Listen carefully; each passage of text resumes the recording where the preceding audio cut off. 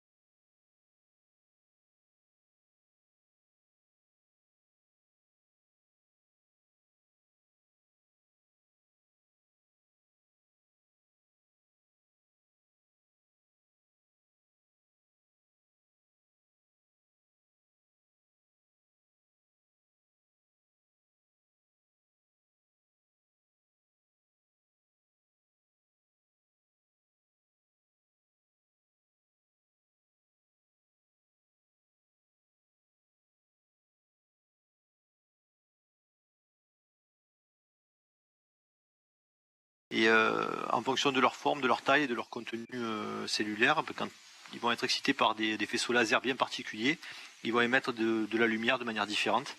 Et ça nous permet d'identifier des groupes là. Donc ici vous avez une photo de quelques instruments. Voilà, donc vous allez avoir donc ce sont des machines qui sont très complexes à utiliser, qui ont la faculté de pouvoir analyser les micro-organismes donc d'une manière optique. Donc là vous avez sur la droite ici donc un schéma en fait d'une des machines qu'on a chez nous. Donc c'est une machine qui est complexe, qui est équipée de plusieurs lasers, qui prend une taille assez importante. Voilà, ce sont des machines qui sont pas courantes dans le milieu marin, en microbiologie en particulier, parce que ce sont des machines qui sont assez onéreuses, très complexes à utiliser aussi. Donc là, le fait d'avoir la plateforme permet de pouvoir en fait réaliser les expérimentations et tirer profit de la technologie. Vous avez en bas à gauche un instrument qui ressemble à une espèce de couscoussière, c'est son petit nom en fait au laboratoire. Donc ça c'est un cytomètre très particulier, c'est un cytomètre qu'on peut déployer in situ, c'est-à-dire qu'on peut mettre dans la mer. C'est-à-dire qu'au lieu de mettre l'échantillon dans le cytomètre, là on met l'instrument dans la mer en fait, on met l'instrument dans l'échantillon. Et c'est des instruments qui sont automatisés, qu'on peut installer sur pas mal de plateformes, des bouées, des bateaux, on peut les amener sur le terrain. Et c'est des instruments qui sont complètement automatisés, on les pilote à distance.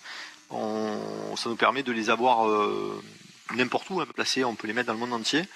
On a des connexions de satellites et on peut les piloter depuis le laboratoire comme si on était devant la machine. Enfin, on voit le laser qui a été schématisé ici, là, qu'on voit derrière en rouge, là, qui monte au plafond. Voilà, donc ça schématise en fait le transfert de données.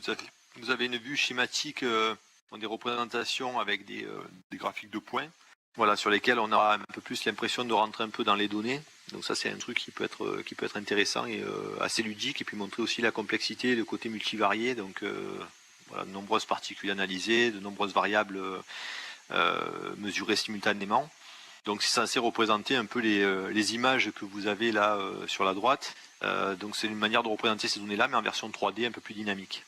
Donc après l'autre aspect qu'on a aussi, c'est un aspect visuel qui en fait va être ici pour montrer le côté un peu visuel des bestioles sur lesquelles on travaille. Une des premières questions que je me posais, c'est est-ce que l'outil peut être utilisé seul pour visualiser les ressources qui sont présentées, ou bien est-ce qu'il faut nécessairement que ce soit avec plusieurs personnes? Je pense que c'est bien d'avoir les deux et d'avoir la possibilité de certaines personnes de peut-être pouvoir discuter avec une personne concrètement, et puis après peut-être revenir par elle-même et aller peut-être se focaliser sur certains endroits particuliers où elle aura des questions, et avec des supports qui seront mis à disposition, que ce soit des vidéos, que ce soit des textes ou de l'audio en fait qui raconte une histoire. Moi je pense que les deux sont vachement intéressants en fait, parce que on n'a pas tous la même perception et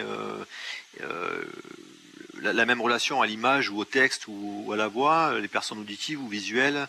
Donc je pense que les deux sont bien. Évidemment, je pense qu'à un moment donné, enfin, il faut qu'il y ait un contact, et c'est justement ça qui est assez ludique, d'avoir cette capacité de faire ces rencontres qui sont virtuelles mais finalement qui sont réelles, puisque sous forme d'avatar, mais en fait on est quand même là tous ensemble en train de discuter. Donc ça je pense que c'est indispensable et c'est un des points forts. Mais je pense qu'il ne faut pas négliger le côté, la possibilité de peut-être pouvoir revenir et puis ou aller visiter pendant qu'on discute avec certaines personnes, ou dans un coin, que d'autres personnes aillent balader et regarder à côté. Moi j'aime beaucoup le côté, je pense que ce côté-là aussi il est intéressant, parce qu'il y a un côté un peu découverte, et justement c'est le côté actif qui change la donne. C'est-à-dire on n'est pas juste spectateur à écouter ce que quelqu'un raconte, on peut aller s'amuser, aller regarder, balader et cliquer sur des objets, avoir un texte qui apparaît, des vidéos, des choses comme ça. Donc il y a un côté surprise et un côté à la fois ludique et actif qui à mon avis est peut-être plus percutant au niveau des apprentissages et de la force du message qui va ressortir. C'est pour ça que je pense que la manière de générer les textes, ou la manière de représenter les graphiques doit être bien conçue. Voilà. Il faut stimuler le système 1 et le système 2 du cerveau, je pense. Voilà. Avoir un côté réflexe qui attire l'œil et puis après quelque chose qui fasse réfléchir pour que la personne intègre les messages en fait et qu'elle se rende compte du potentiel. Là en l'occurrence moi pour la plateforme, qu'elle se dise oui c'est ça l'outil qu'il me faut et il faut que je travaille avec eux. J'ai travaillé, qui me dit oui c'est bien mais en fait si on veut savoir ce que tu fais on va sur ton site internet. Et en fait, le site internet, on va pouvoir aller trouver l'information de manière beaucoup plus peut-être directe parce qu'on est habitué à ce genre d'outils. Là, on est sur un outil qui est complètement différent. C'est-à-dire c'est quelque chose où on est dans le faux, mais en fait, ça devient un moment du vrai. Et il y a ce côté actif avec l'avatar qui, hormis le fait d'être ludique, permet d'avoir une action active sur les choses.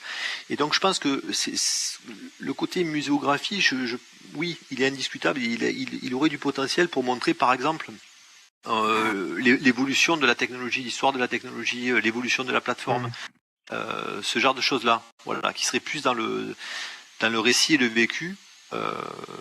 Donc moi je trouve qu'il y a la première chose quand j'ai vu la plateforme comme ça, je me suis dit ça doit être génial pour les enseignements de peut-être arriver en combinant mais en faisant les choses de manière très pertinente de pouvoir avoir la possibilité de transmettre de transmettre l'information, de pouvoir faire des choses qui sont vraiment intéressantes. Après, il faut pas rentrer. Le problème, c'est qu'il y a un côté aussi spectaculaire, voilà, il faut qu'il y ait un juste milieu. Il faut pas qu'on reste dans le truc en disant c'est amusant et des choses qui tournent et des choses. Voilà, il faut qu'il y ait un côté qui soit, à mon avis, très appliqué. Mais le côté historique, le côté raconter une histoire, oui, là je pense qu'on a vraiment un outil qui peut être très performant. Voilà, ça permet de vraiment voir comment ça se passe en temps réel avec des vraies personnes et c'est vrai que c'est vraiment assez surprenant. Ouais. Moi je trouve que c'est vraiment un outil intéressant et prometteur, je pense. La présence des avatars, effectivement, ça change le rapport de celui qui visite. Là, j'étais en Chine, je reviens de Chine. Voilà, j'adore parce qu'il y a un côté complètement perdu. On découvre tout, on s'ébaille d'un tas de choses. Et là, c'est exactement ça. On voit ce bâtiment-là, on voit cette plateforme avec des tas de choses à droite et à gauche. On a envie d'aller voir, quoi. Voilà. Et là, ce qui me manque pour l'instant, c'est, je dirais, c'est ce côté un peu dynamique qui ferait que il y aurait quelque chose où on vous demanderait de manipuler, de préparer, voilà, ce genre de choses-là. Je pense que ça serait vraiment fort, quoi. Oui, moi j'aime bien. J'avoue que c'est quelque chose qui me plaît bien comme ça, quoi, d'avoir cette capacité d'avoir des décors, d'avoir quelque chose qui est quand même sympa. Voilà, c'est pas quelque chose qui est complètement froid et quand on sort dans l'île, on voit la mer, on voit les végétaux. Enfin, c'est schématisé évidemment, mais ça donne quand même une consistance et moi j'aime bien. Et j'avoue que je préfère comme ça que si c'était trop réel. Je suis d'accord.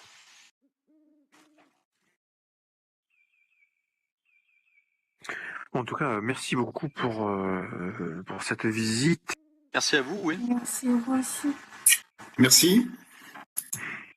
Faire des statistiques et puis tester des hypothèses de recherche. Voilà, je suis moins spécialiste de ces recherches puisque à part les caméras, il n'y a pas d'autre équipement qui est utilisé, donc je suis rarement sur le terrain pour accompagner ce type de projet, donc je pourrais malheureusement pas vous en dire beaucoup plus.